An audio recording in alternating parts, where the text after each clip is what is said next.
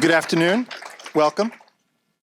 I'm Henry Hughes. I teach literature and writing here at Western Oregon University, and I'm the director of Right Place, Literature, Arts, and the Environment, which is co-sponsoring today's event along with the Office of the President. You'll hear from Dr. Peters in just a few moments.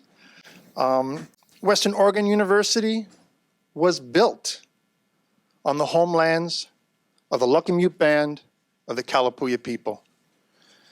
Today, many living descendants of those people are at the Confederated Tribes of the Grand Ronde, Confederated Tribes of the Siletz, and among our faculty, our students, people who are alive and thriving. You know, we say these land acknowledgements sometimes as a token of apology, and I want to try to do more with that. And you know, we are trying at this campus. There's a wonderful exhibit. I hope you get a chance to stop by. It's a mobile exhibit set up by Paula Booth. It's right under the sequoia. Maybe you've noticed it. And it's lawn signs. You know those lawn signs we use like for our political, announcements, maybe other things? Well, they're beautiful works of Native American art. And there's a QR code, and you can learn more about the artists. And they make important statements about colonialism, about the history of America, and great Native American traditions that are thriving. So please take a look. It's a wonderful exhibit called This is Kalapuya Land. And indeed it is. Many people to thank today. I want to thank first Kim Blaeser for coming to Western Oregon University from Wisconsin. And Professor Blaeser stepped into my class yesterday, and it was just wonderful. Some of the students here, thank you for coming. You know, we work hard to make literature alive, to bring literature back to life in some ways through our texts. But to actually have it be alive in that moment was so thrilling. And it was very moving. Students were visibly moved, and that's kind of what it's all about. That language and art can take us to a place and help us really understand maybe people and ideas that are different from ourselves. I mean, that's the whole goal. So I thank you for that wonderful, extraordinary class. Wow. Provost Cole, thank you very much for supporting Right Place. We're going to team up with the Provost's office next year to bring in another Native American writer. Thanks to the founder of John Purdy, who is here with his wife, Cynthia. Thank you. John and Cynthia drove down from Bellingham. They are both distinguished alumni of WU and went on to have great careers as educators, and John as a professor and writer. And Right Place came from Western Washington to Monmouth, and hopefully it's flourishing. And thank you, John, for all you've done. Thank you, Danielle Gons, for making the Right Place website beautiful. Thanks to Sarah Lockwood for arranging this sunny room. We had to do the shades, but it's still sunny. Thanks, Jasper, star English student who just helps in so many ways. Thank you, Jasper. He's a great computer jockey. Sarah Crockett from the bookstore and the folks at the bookstore, thank you. We'll be selling copies of Kim Blaeser's recent collection of poetry, Ancient Light. It's a fabulous book. Chloe and I read it over the weekend. Thank you, Chloe. And we really love these poems. These are powerful poems, doing some of your finest work. It's really exciting. Thank you, Katie Woke and the folks, Kara at the foundation, terrific people there. Brittany from Marcom is here. Thank you so much. That team is excellent. My wonderful colleagues in humanities. And thank you, Jesse Peters, President Peters. It was your idea to bring Right Place to WU. Right Place is dedicated to literature and arts about the environment and supporting and celebrating Native American traditions. Now, in addition to being a successful administrator, so far, good. Dr. Peters, so far, so good. He's had a sterling career as a professor of literature, right? Kim's capturing, they're doing like a dueling photo thing. You're trying to capture, I said, you gotta evoke an expression from someone. That's a little artistic tip I'm giving you here. Say something crazy about someone and really a distinguished career as a professor of literature specializing in Native American literature. He introduced me to the work of Gordon Henry, whom many of you heard last year, and to the brilliant work of Kimberly Blaeser. So you remain a really great professor and teacher. I thank you. Let's welcome Jesse Peters. Thank you so much. Thank you, sir. Well, thanks for coming out. I'm sure you didn't come to see me. You came to see Kim Blaeser, which is great. I'm going to say a few formal things about Kim from her bio and then a few personal things. So, poet, photographer, scholar, and fiction writer Kimberly Blaeser is an enrolled member of the White Earth Anishinaabe Nation and grew up on the reservation in northwestern Minnesota. Blaeser worked as a journalist before earning her PhD from the University of Notre Dame. She is a professor emerita at University of Wisconsin-Milwaukee, an MFA faculty member at the Institute of American Indian Arts in Santa Fe, and founding director of the INAPO Indigenous Nations Poets Organization. Blaeser, who is a past Wisconsin Poet Laureate, has been recognized with various awards, including a Lifetime Achievement Award from the Native Writers Circle of the Americas, Notable Authors Award from the Wisconsin Library Association, Wisconsin Academy Fellow Award, Zona Gale Short Fiction Award, Individual Artist Fellowship in Poetry from the Wisconsin Arts Board Award. She has served on the editorial boards of Michigan State University's American Indian Studies series and the University of Nebraska Press's Indian Lives series. She is also an advisory board member of Western Oregon University's Right Place, Literature, Arts, and the Environment. So we are really honored to have Kim here today. On the personal side, we were talking about this last night. I met Kim in person first in 2002. So it's been a long time. We've known each other a long time. We saw each other in person under very sad circumstances. A mutual friend of ours, it was a memorial service for him who had passed away, who we were both very close to and shaped us in a lot of ways. And from that moment on, we stayed in touch, and we have also been in touch with John Purdy through all these years, who also was friends with this person who was actually my dissertation director. So it's funny how circles come back to each other, right? So we suddenly find us here in this room on this day together again after all these years, remembering the good times and the painful times. But Kim and I have been at many conferences together. We did some collective work with Gordon and some other folks on a piece called Crow Commons, which is kind of unusual, where we sort of had multiple voices talking through ideas. But I would just say that, whoever I am, at least in some small way, has certainly been shaped by Kim Blaeser, both by her words, but also by the person that she is. And so before I turn it over, I just wanted to read out loud this beginning of a book that I love, that I've taught many times, Apprentice to Justice, a great collection of her poetry. So I recommend picking this up. I think we all could use a little justice in our lives from time to time. So at the beginning it says, "The turn we take, one direction, another, never a single source for any journey taken or taken on, as if it were a duty or a gift, something passed to us, this strange map drawn of blood or history, as if we could possess it or them, not like a quality of light or shadows, in which we travel as if possessed." So I welcome my friend to the podium, and I know she will touch and affect you as she has me. So Kim, please.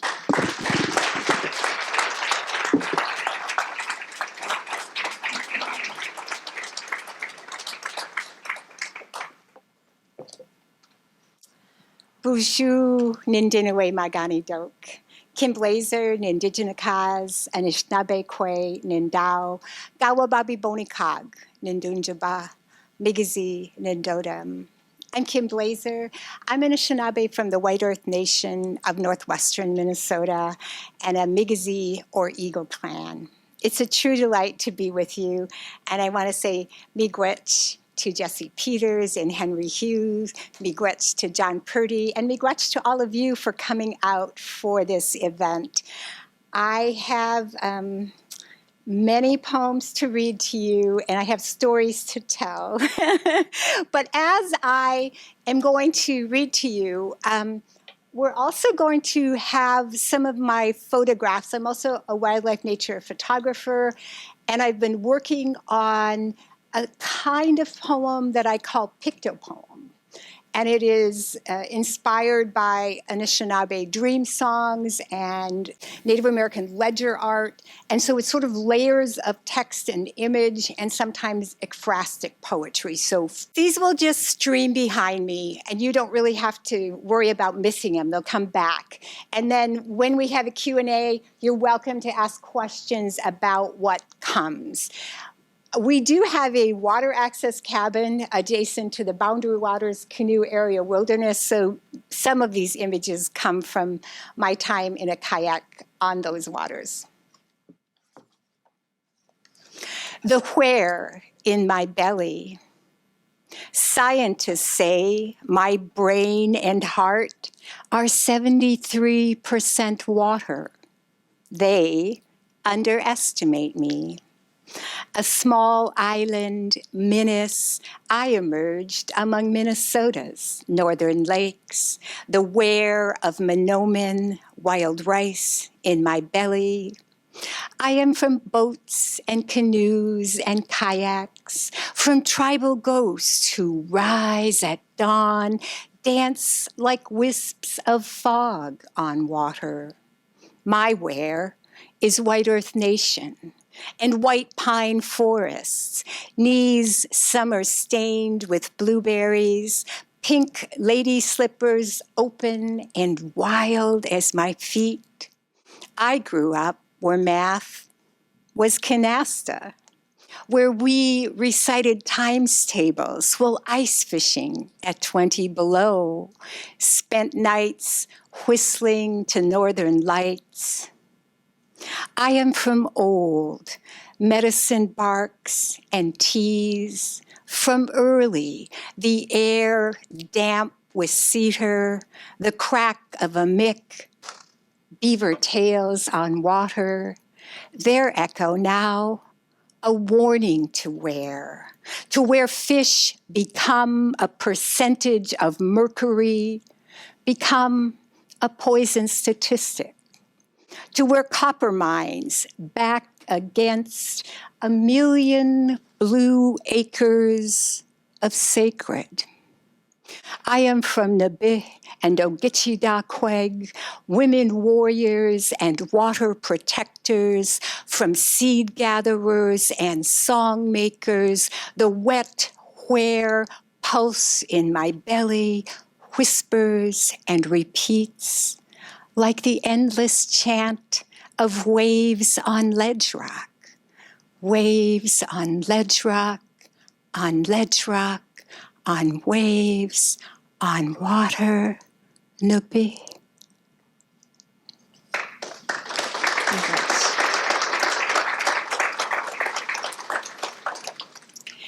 So this book, Ancient Light, has a particular trajectory, and it starts out taking a hard look at colonization and all that colonization has wrought. It looks at the mindset of possession, even the possession of indigenous bodies. And then as I move through the poems in the book, it also asks, how do we reclaim civility in this era when there has been so much division? And how do we heal? And how do we thrive? And how do we become resilient as people? But I do begin with first this look at the mindset of colonization. Poem on disappearance. Beginning with our continent, draw 1491. Each mountain compass point indigenous. Trace trade routes, languages, seasonal migrations, don't become attached. Yes, reshape by discovery, displacement. Move your pencil point quickly now, as if pursued. A cavalry of possession that erases homelands. We shrink shrink, in time lapse of colonial barter, disappear. Now draw a brown face painted for ceremony, half a face, nothing.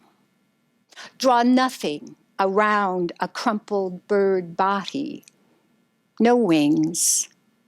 Draw emptiness inside desecrated burial mounds, a stretch of absence where fallopian tubes once curved in hope. Sketch void across Buffalo Prairie.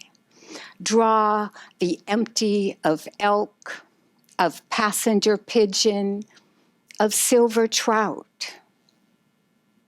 Conjure with your hand the shape of girl blooming, curves of face, her laughing eyes. You've seen them, postered and amber alerted, missing, evening news, and gone.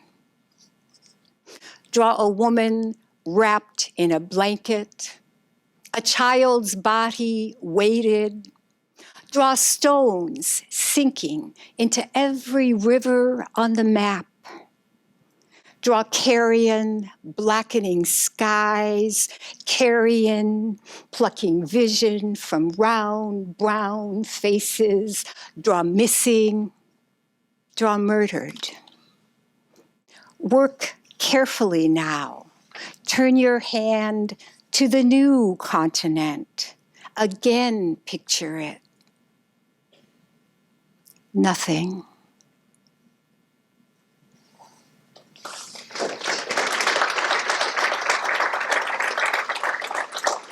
Miigwech. I know, these are hard things to look at, but we need to look at them, right? So the next poem will address obliquely, or less obliquely, why I am Professor Emerita and not Professor at UW-Milwaukee. Taxonomy. The ancestors live in boxes now. I live squared, only head. The world is blue screen, is scream. Name something intact without acronyms. Morning cormorant, a silhouette, elongated in familiar. A routine of hunger, then bulk. We swallow whole the impossible. No one feeds prettily. Avert your eyes. Survive. The ancestors live in white cardboard boxes. I am fasting, no news feed or rumor. Politics, a super spreader. How we shelter in non-places. Here the hooked bill of the cormorant fills. I ignore the chat, have exited the Zoom room. My dry throat opens to swallow, convulses by reflex or instinct. Water birds, we live this story. Ancestors wait on shelves in numbered boxes. They dive, propel themselves with webbed feet, shaggy cormorant wings spread wide to dry. Perhaps we are not praying when we lift our hands.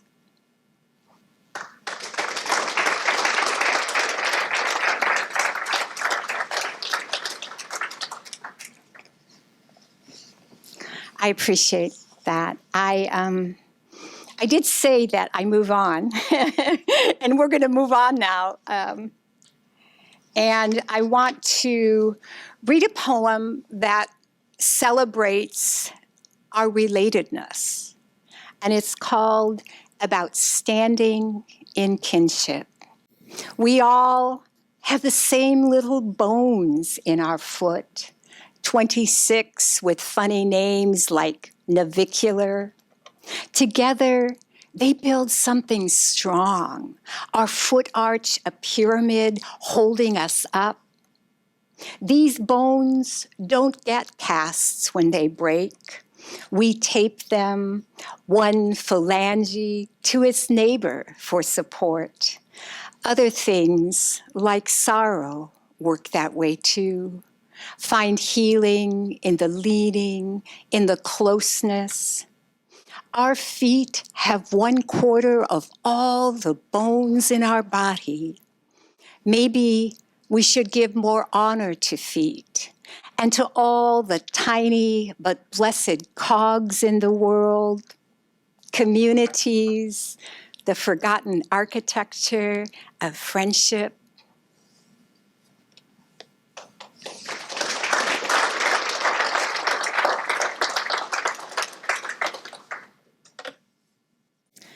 All right, another poem that is trying to pay attention to and perhaps to heal the divisions and the failure to love one another, to care about one another, to recognize one another, to see our relatives in all of the beings, is this poem.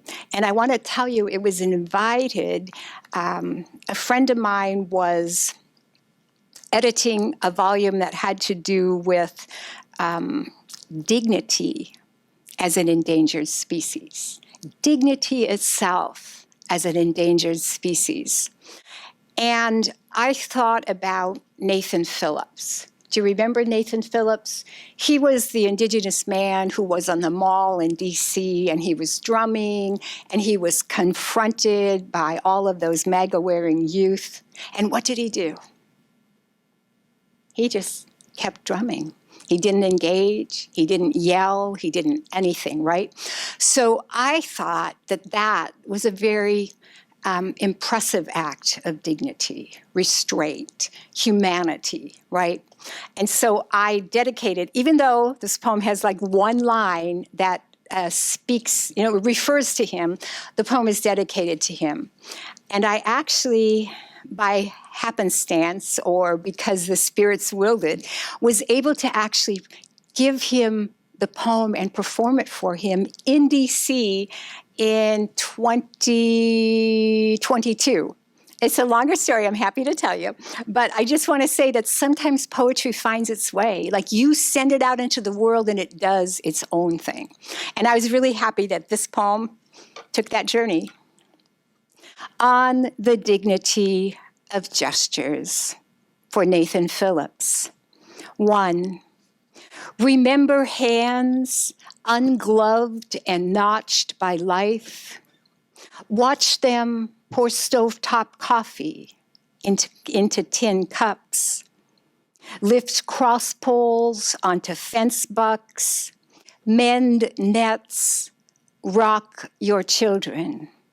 2, pay homage and speak the names of sweepers and shovelers, canners, cafeteria cooks, baby doctors, and deathbed watchers.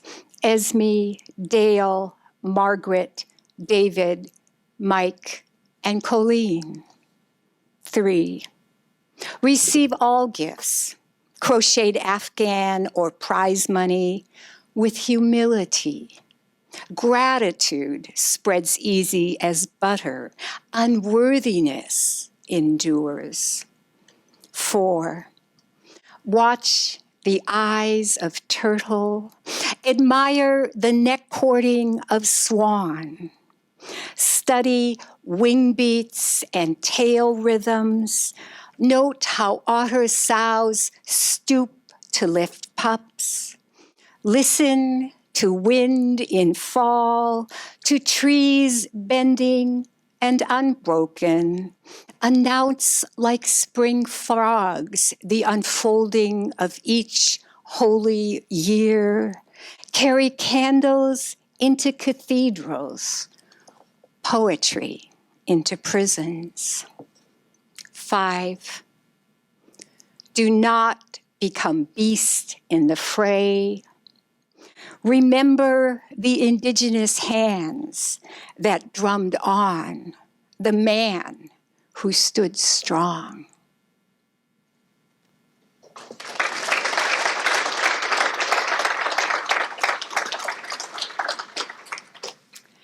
So there are a lot of, let's say, unusual, interesting, unique things in this book.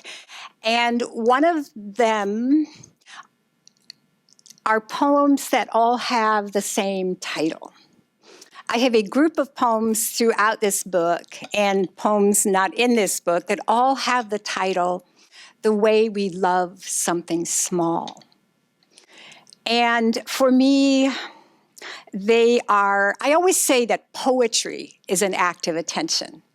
And these poems are voicing that act of attention. And they are also about those everyday transformations, the smallest moments, those encounters that change us, that nobody else is going to know. There's no fanfare. They just happen, but they're like unforgettable for us, right? And so I have a group of those that I'm going to read now. And I said to the class yesterday that I thought of these at first as a series of poems, right? All with that same title. And then I realized they weren't a series, they were actually an aesthetic, a particular kind of relationship with poetry and understanding what poetry can do in the world and for us and to us, right? So I'm going to read a group of these. And there's a poem in here that is not called The Way We Love Something Small. But in retrospect, I realized it should be called The Way We Love Something Small. So I'm going to read that one in this mix as well. So you'll hear me say that the common title, and then you hear me say the title by which it appears in this volume. So these are spread around throughout. So be patient as I try to find each of them. The Way We Love Something Small. Vowel sounds from a language not yet lost. Muni quane conic minis, my tongue and island too. Swimming where Megas rises, this ache, tiny but growing, the place I keep it. The way we love something small. In the cold blur hour of winter, the world wound tight and blue while we fold and triangle white paper. Our kindergarten scissors and act of God, we open, close, and fractal, replicating. Even then, our tenderness, too big for accuracy. The way we love something small. Alaskan poems, you didn't write. Live like drum beats under your skin, whisper scratch you on the other side of sound. What is meter but another word for memory? Caribou bending to water in blue light. The unreality of mountain peaks at dawn, endless tundra littered with shed antlers, all jagged and boned glimpses of eternity. We watch days bump suns in Alaskan skies, our pockets empty of words for measure. How eloquent this lapping against singularity. The way we love something small. The translucent claws of newborn mice. This pearl cast of color. The barely perceptible, like a ghosted threshold of being here, not here. the single breath we hold on the thinnest verge of sight, not there, there. A curve nearly naked, an arc of almost, a wisp of becoming, a wand, tiny enough to change me. The way we love something small. Inky leaf shadows on snow, each animal track a hollow, trace of bird feet, double oval of deer, the glyphs we make, the ones we follow.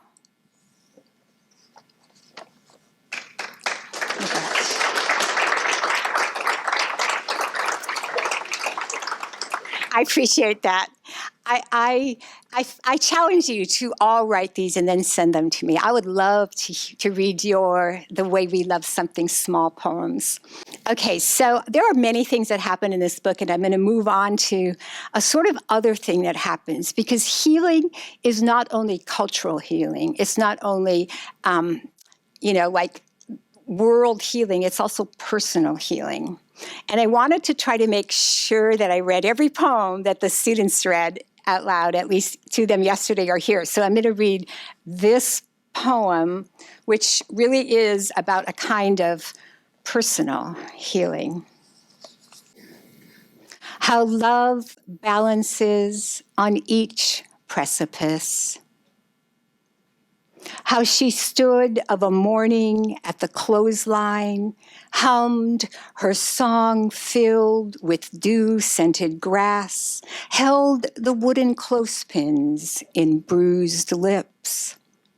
How she lifted, then shook out the lilac sheets, waved them, slapped the air with a loud crack. How she never once flinched at the sound. Him sitting, shoulders sunken on the side of a bed, bent beneath the weight of words flung like fists. His wrinkled arms nearly white as his undershirt, large knuckled hands like quiet birds in his lap. How they open and lift, the flight of failed gesture, a question that circles the chorus of song. Days I measured intentions, blood and letters sent, how in turns I loved each of them more than the other.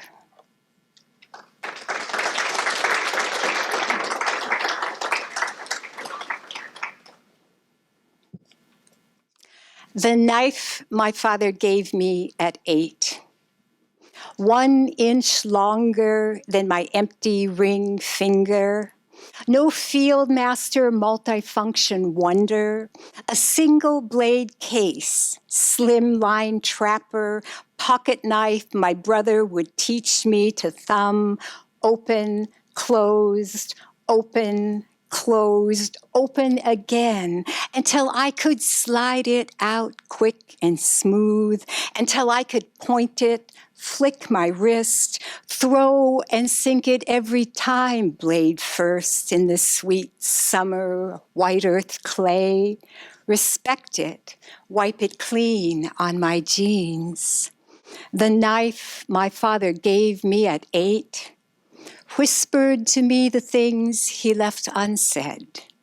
Small, sharp, and pearl-handled pretty, it does the work of any man's blade.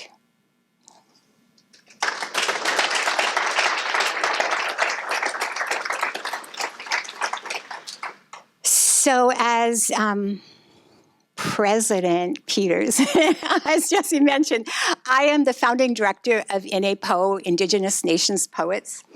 And earlier this year, we launched Language Back. And I know that you probably have all been watching the land back movements among Indigenous nations who are trying to recover land. And it occurred to me that another of those important arms of sovereignty is language. And even though I am not a fluent Anishinaabe-Moan speaker, I still wanted to encourage and facilitate language recovery and revitalization among writers, especially the poets who are associated with INAPO or Indigenous Nations poets. So we started this initiative, and you are welcome to support it financially, with your love, any way that you can. But I thought what I would do is share a little. I have always written some in Anishinaabe-Moan. Even though my grandparents I grew up with my grandparents in my early years, and they were native language speakers, I was never fluent. I always feel that I have baby Ojibwe because the main word is in the center, and then the conjugation can get incredibly complex. But I wanted to still share with you some of the poems that ache for and try to speak some of the longing that I have for that language recovery. So the first part of this is the first two stanzas of the prelude of the book, and then I'm jumping to a poem that to me links with so the prelude sort of sets out the different movements of the book, but these particular stanzas, I feel, set up the poem that I'll read next. Akawe, a prelude.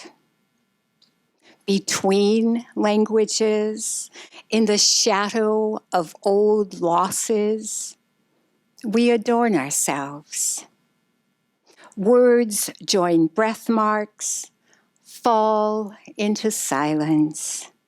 Language stutters and searches, an odyssey, etched in bark eyes, in patterns on rock, in absence.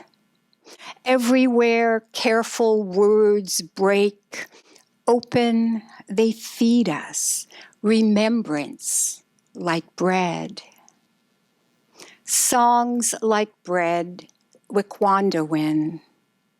Inhabited, we whisper and sort tongue hungers, this blood caress of gone, an almost melody. Nuji ikwewe nagamo, courting song, how we yearn for morsels, words, memory tangle of hands kneading the kwejigan, this dollop of sweetest dough, a language prisoner's bread. This is to hunger, bakade. This is to break, bigoshkad. To speak is to eat, Wikwandawin, feast food. Our jagged stuttering, a giveaway. Muda'o iriwag, this is to share.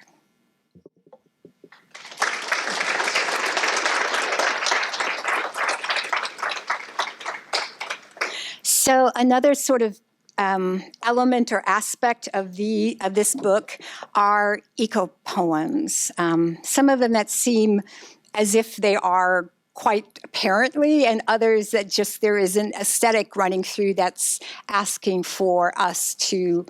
I talk about, I messed up a marker. We're going to be in trouble in a bit.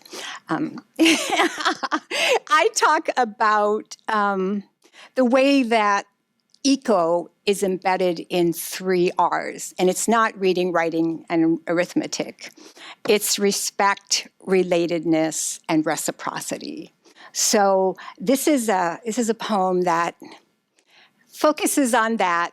It's also, you will hear, one of those sort of memory poems that I sometimes do, and it comes out of an actual moment when I was working with one of my uncles to protect White Earth from a particular kind of environmental encroachment. Here we begin with gesture. Bill bends, his left leg a stiffening he works around. On 3, we lift one fallen cross pole, then another. With red bandana, he mops his brow. 12 feet away, a TV crew itches, counting down. Their deadline is newsfeed. This repair is not the work, but the preamble. White pine, wooden grave houses, fragrant grains of kinnikinnick as we hold them in the left, the heart hand. Nearby, ferns and grasses sway like dancers, their songs steady, not gone. A soft shh, shh, while Nizashin's rhymy bird voice rises.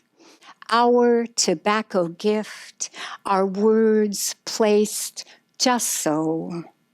Suddenly, Uncle straightens, lengthens his neck to stare through dark Buddy Holly IHS rims, fixes on the expectant lens of the KSTP camera, tripod and glass viewfinder squaring our world. Now his chin lifts, his lips, his flanneled arm. They arc slowly like the sun cupping the land, Jesus caressing Anishinaabe, a king, dawn to dusk. All of us wait in the silence of old trees, still standing.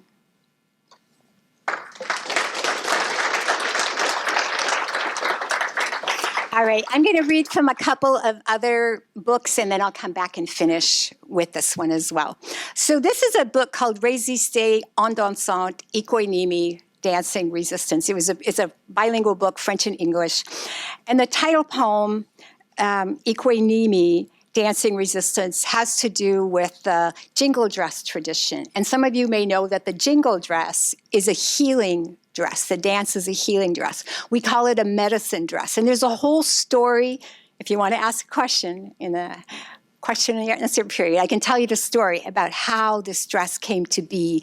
But during the pandemic, many of us were masked and would come out at the same time on Saturdays around the country, even in Canada, and we would dance because we were dancing for healing both of the pandemic and of the racism that was so clearly present in the murder of George Floyd. So we did that, and I thought that this is not at all saying anything about that time, but it's just sort of celebrating that tradition. Ikoinimi, dancing resistance. 365 jingles in rows upon my dress, turned by the hands of one who deserted, escaped a mandated pipestone education.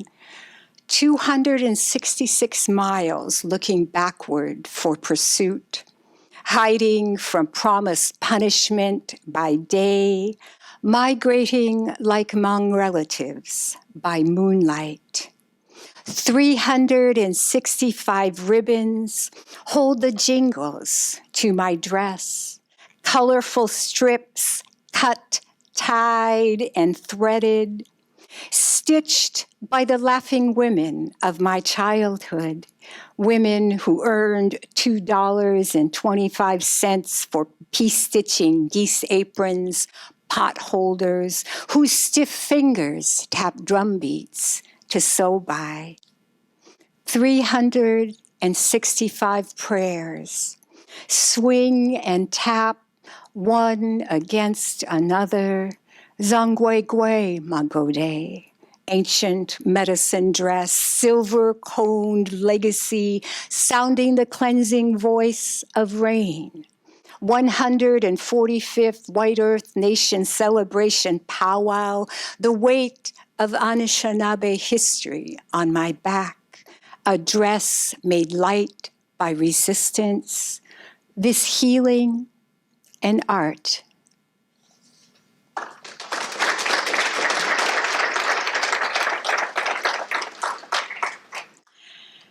And it seems to me that we should all be saying right now, assembling peacefully is allowed. We should be saying, ceasefire. And so I'm pulling out this older poem that I wrote during the Arab Spring. I had been in the Kingdom of Bahrain in the October before the Arab Spring, and already the people there were on fire. And I could tell you stories about that. All I knew was they were hungry for freedom. And when all of the things broke, my first instinct was to try to get in touch with the people I'd met, because they were pulling college teachers out of their houses at night. They were imprisoning doctors who treated the resistors. And there was one young woman who was in her 20s. She was arrested, tortured, and imprisoned for reading her poem in public. And so I realized I couldn't be in touch with any of those people, because I would further flag them as part of the resistance. And, you know, like all of you then and now, I felt very helpless. And there's not a lot we can do. What we can do is say, fuck this, ceasefire. You know, like, come on. So anyway, this is a poem that was important then. And wouldn't we like to think that it would go out of style? But no, we continue to do these occupations and murders and so forth. And we continue to suppress people who are trying to raise their voice. So this is a poem called Unlawful Assembly. Don't hurry to safety. Each hour your flowered room grows smaller. Everywhere at the periphery of vision, windows shatter into triangles of mosaic light. There, in the lonely fragments, a YouTube dictator declares victory. Blood flattens and darkens. The scent of rebellion, smoke, fire, and ash, all pungent in the still images sacrificed to history. Somewhere the flapping door of an overturned wagon thumps steadily in a deserted street. Echoes absent hands. And it is for those absent hands that I write this.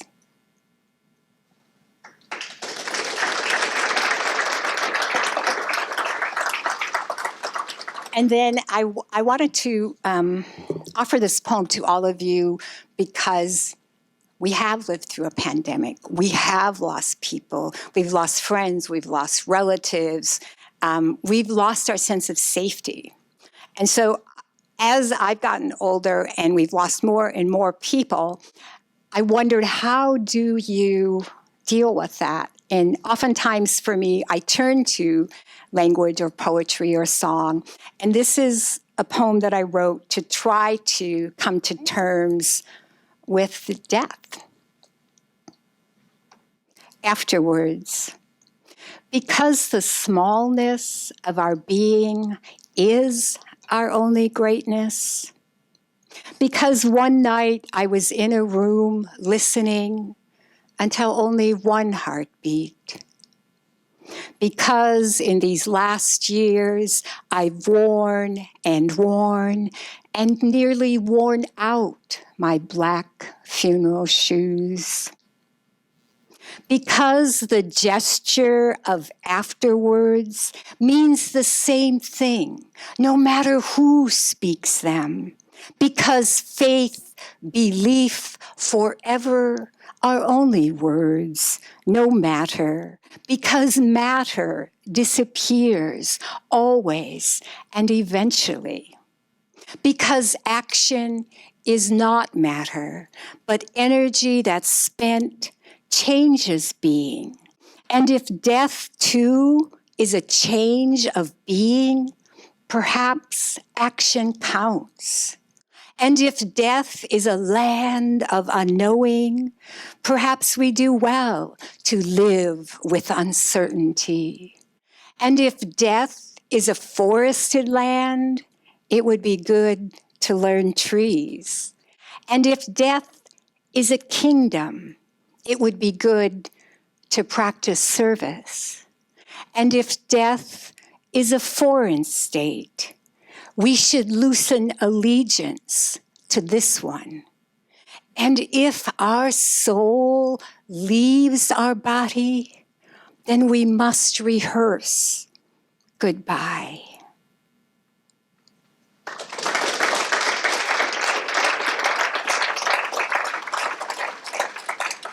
Okay, I'm going to go back to one poem in here, and then I'm going to close with actually Apprentice to Justice.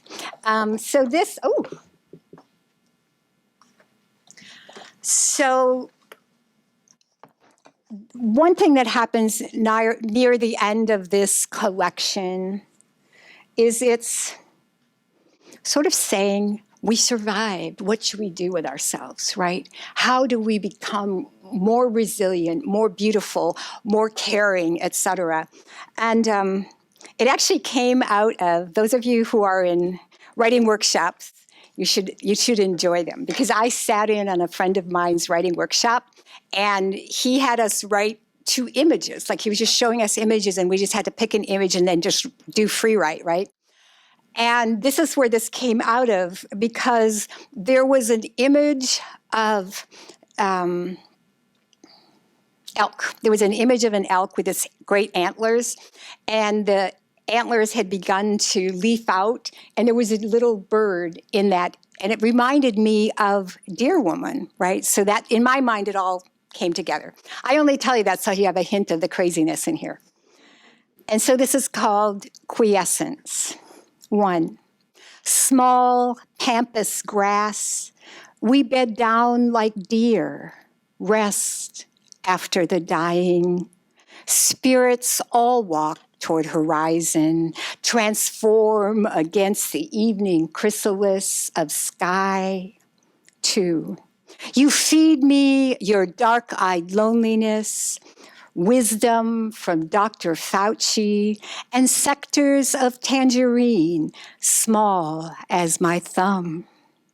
Scent the air. Everything is shrunken or overgrown now. I am undressing, blue jeans, flannel, my polished toes naked in the damp, tickling fronds, the bottom of my feet tender as story. 3, soon we are turning to black and white. 100 years ago, before Betty White was born, just before that other dying time, those epidemic faces framed like myth in our eyes, everybody sainted but us. 4, we tether ourselves, but things grow out of control. Network images on repeat, guns and knees, shattered windows, and black death, plague upon plague. 5, I keep seeing the picture of elk, the antlers turn to tree, bare black branches silhouetted against a stormy sky. In that tangle, a singing bird. 6, let us stand now where the grass is tall. Settle our legs there among the growing. Listen like all forlorn for the least crackle of air until the nocturnal bats hum our names. Perhaps then we shall feel edges splintering, soon a bough, a stem, a tributary. Soon we too shall antler like dear woman. 7. Yes, rise now after the dying, thick-necked and sturdy, russet with hope, await the perch of bird.